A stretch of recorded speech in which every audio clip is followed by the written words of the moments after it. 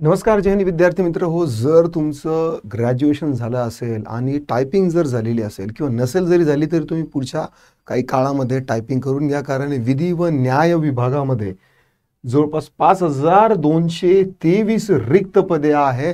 टंकलेखक म्हणून तुम्हाला एक सरकारी नोकर होण्याची एक मोठी संधी चालून येणार आहे.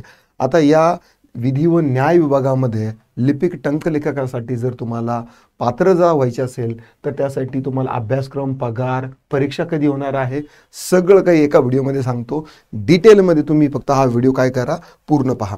बघा, आता विधी व न्याय विभागात भरती जी आहे तर यामध्ये 5223 पदांची जी भरती आहे ही कधीपासून सुरू होणार आहे, कोण कोण यासाठी पात्र असणार आहे, टायपिंग टेस्टमध्ये काय विचारले जाईल किंवा भरती प्रक्रिया कधीपासून सुरू होणार आहे आणि परीक्षा कधी होणार आहे आणि तयारी कशी करायची, सगळे प्रश्न मी तुम्हाला या छोट्याशा व्हिडिओमध्ये सांगणार आहे. आता सगळ्यात अगोदर समजून घ्या की ही पदं आवश्यक का आहेत.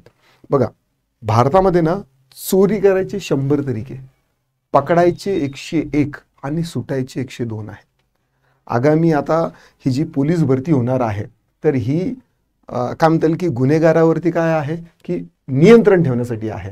पण भारतातल्या प्रत्येक कोर्टामध्ये जवळपास 10 कोटी केसेस पेंडिंगमध्ये आहेत आणि हायकोर्टनी आणि सरकारचं हे असं ध्येय आहे की कुठलीही केस जी आहे ती 1 वर्षापेक्षा जास्त प्रलंबित राहायला नको. मग त्या अनुषंगाने आता जर पाहिलं तर ही पदे का आवश्यक आहेत.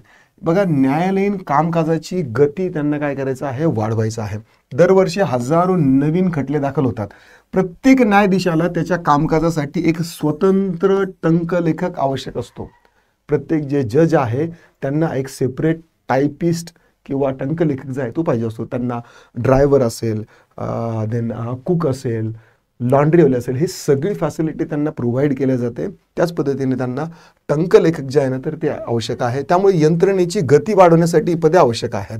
नंबर 2, सध्या टंकलेखक संख्या कमी आहे आणि त्यांच्यावरती कामाचा भार जास्त आहे. अनेक न्यायालयामध्ये एकाच टंकलेखकाकडे 3-3, 4-4 जजेसचे काम आहे. त्यामुळे निर्णय प्रक्रियेत विलंब होतो आणि हा ताण कमी करण्यासाठी ही पद निर्मिती करण्यात येणार आहे. नंबर 3 काय, डिजिटल न्यायालय प्रणालीचा प्रसार, ई कोर्ट्स असेल, ठीक आहे, ऑनलाईन हिअरिंग्स असेल आणि कागद विरहित न्यायालयामध्ये वेगवान आणि अचूक टायपिंग कौशल्य असलेल्यांना काय असणार आहे, मागणी वाढणार आहे.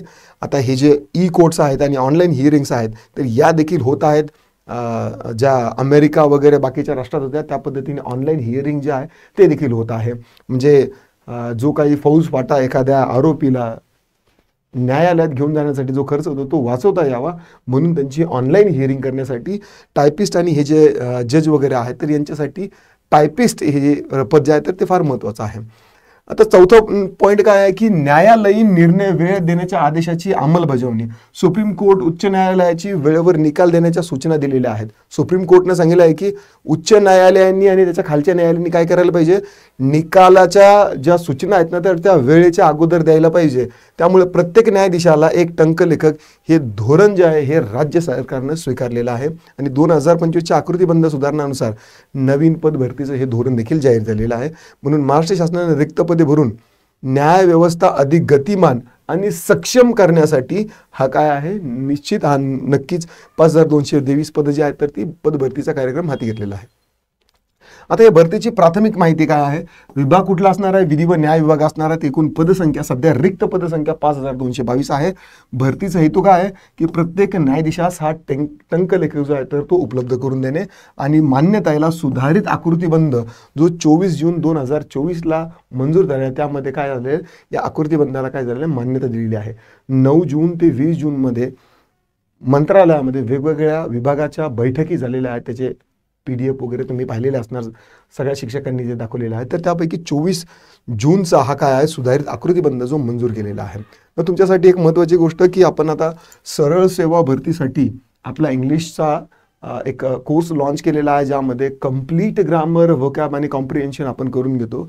या कोर्सची फी सध्या 499 आहे, 50% ऑफ आहे यावरती आणि तुम्ही एकदा डेमो बघा. जर तुम्हाला आवडलं तर नक्कीच तुम्ही कन्सिडर करू शकता. That's all right. नाव आता पदाचे स्वरूप काय असणार आहे, टंकलेखकाचं जे स्वरूप आहे तर त्यांचं कामाचं स्वरूप काय आहे, टायपिस्ट, क्लर्क, कम टायपिस्ट असणार आहे. कामकाज काय असणार आहे? खटल्याचे लेखन करणे, नोंदी ठेवणे, निर्णय जे आहे तर ते निर्णय काय करणे, टाईप करणे, ई फायलिंग करणे, कुठली फाईल कुठे आहे त्या पोर्टलवरती अपलोड करणे आणि ते ई फायलिंग करणे, आणि कार्यालयीन काम करणे. हे काय असणार आहे? लिपिक टंकलेखाचं काम असणार आहे. पात्रता काय असणार आहे? शैक्षणिक पात्रता कमीत कमी 12वी उत्तीर्ण तरी असायला पाहिजे. लिपिकसाठी ग्रॅज्युएशन किंवा 12वी या दोन्हीपैकी असू शकतं, किंवा पदवी असू शकतो. ऑफिशियल नोटिफिकेशन येईल त्यावेळेस आपल्याला कळेलच. आणि टायपिंगची पात्रता जी आहे ती मराठी कमीत कमी 30 शब्द प्रति मिनिट आणि इंग्रजी 40 वर्ड्स पर मिनिट असायला पाहिजे. इतर कौशल्य तुम्हाला MS वर्ड, ऑफिस, एक्सेल वगैरे जे आहे या गोष्टी यायलाच पाहिजे. भरती प्रक्रिया जी आहे तर यामध्ये लेखी परीक्षा होणार आहे. सामान्य ज्ञान, मराठी, इंग्रजी, बुद्धिमत्ता, जे 4 विषय टिपिकली कुठल्या एक्झामला असतात ते आहे. देन तुमची टायपिंगची चाचणी होणार आहे मराठी आणि इंग्रजीची. देन मग मुलाखत होईल, दस्तावेज पडताळणी होईल, तुमचे डॉक्युमेंट व्हेरिफिकेशन होईल, आणि नंतर मग तुमच्या मेरिट लिस्टनुसार तुम्हाला जॉईनिंग देण्यात येईल. पगार आणि सुविधा काय? पगार श्रेणी 29,200 ते 92,300 अशी लठ्ठ पगार यामध्ये असणार आहे. इतर फायदे सरकारी सेवा, विमा भत्ते, निवृत्ती वेतन योजना, पेन्शन वगैरे सगळं काय आहे, DA, बेसिक HRA वगैरे चांगला लठ्ठ पगार यामध्ये तुम्हाला मिळणार आहे. आता परीक्षा कधी होणार आहे? बघा, परीक्षा जी आहे तर याचा GR जो आहे तर तो मला असं वाटतं की 15 ऑगस्टच्या अगोदर निघू शकतो. कारण बघा, आता राज्य उत्पादन शुल्काची देखील भरती येणार आहे. आता ज्या ठिकाणून शासनाला महसूल जमा होतं तिथली भरती तर पहिलेच होणार आहे. लोकांचं रक्षण करणं आणि गुन्हेगारांना नियंत्रण ठेवणं हे सरकारचं प्रथम कर्तव्य आहे, म्हणून पोलीस भरती येणार आहे. जर आता पोलीस भरती आली म्हणजे न्यायालयीन विभागामध्ये सुद्धा तेवढे खटले पेंडिंग होणार आहे. जेवढे आरोपी आहेत तेवढे खटले येणार आहेत. तर त्यामुळे ही जी भरती आहे तर ही देखील येणार म्हणजे येणार. आणि यासोबत एक महत्त्वाची जी भरती तिला कोणी रोखू शकत नाही ती म्हणजे आरोग्य विभागाची भरती. कारण लोकांच्या काय म्हणता येईल की आरोग्याशी कुठल्याही प्रकारची तडजोड केली जाणार नाही असं शासनाचं धोरण कुठल्याही देशाच्या असू दे असतंच. कारण आता बायोलॉजिकल या इरामध्ये आपण असं राहतो की तिथे रोगांचा प्रचार आणि प्रसार फार लवकर होतो. त्यामुळे आरोग्य विभागाची देखील भरती लवकर होणार आहे. आता ही जी सरळ सेवेची बॅच आहे तर तुम्ही कन्सिडर करू शकता. लक्षात ठेवा, ही सुवर्ण संधी आहे तुमच्यासाठी सरकारी सेवेमध्ये आपलं पद निश्चित करण्यासाठी. आणि यामध्ये काय आहे की स्टॅबिलिटी आहे, प्रतिष्ठा मिळते. तयारी आजपासूनच सुरू करा. व्हिडिओ जर आवडला असेल तर लाईक करा, शेअर करा, कमेंटमध्ये तुमचे काय दिक्कत, डाऊट, क्वेरी, परेशानी असेल तर ते तुम्ही नोंदवू शकता. This is all for this video. I'll see you soon in the next video. Till then, bye bye.